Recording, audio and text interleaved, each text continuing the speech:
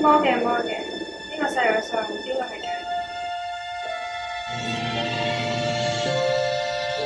係白雪公主。咩話？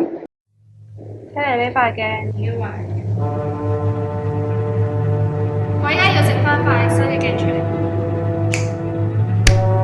製作一塊新鏡所需嘅材料有硝酸銀溶液、氫氧化鈉溶液、氨水同埋葡萄糖溶液。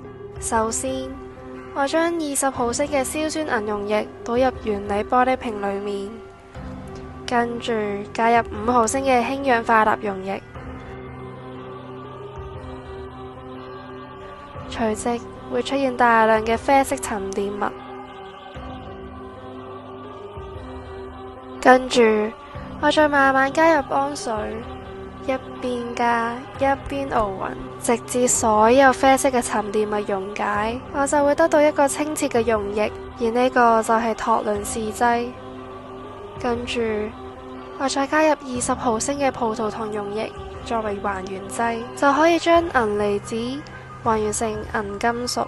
當葡萄糖加入托倫氏劑時，就即刻可以見到佢哋進行反應。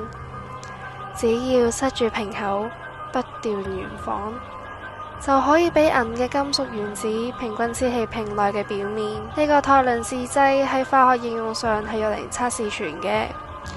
如果測試樣本含有醛，陽性結果就係有銀金屬原子嘅產生，效果十分明顯。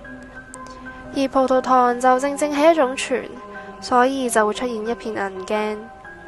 亦因為咁，呢個方法又被稱為銀鏡測試。我塊新魔鏡終於都搞掂啦！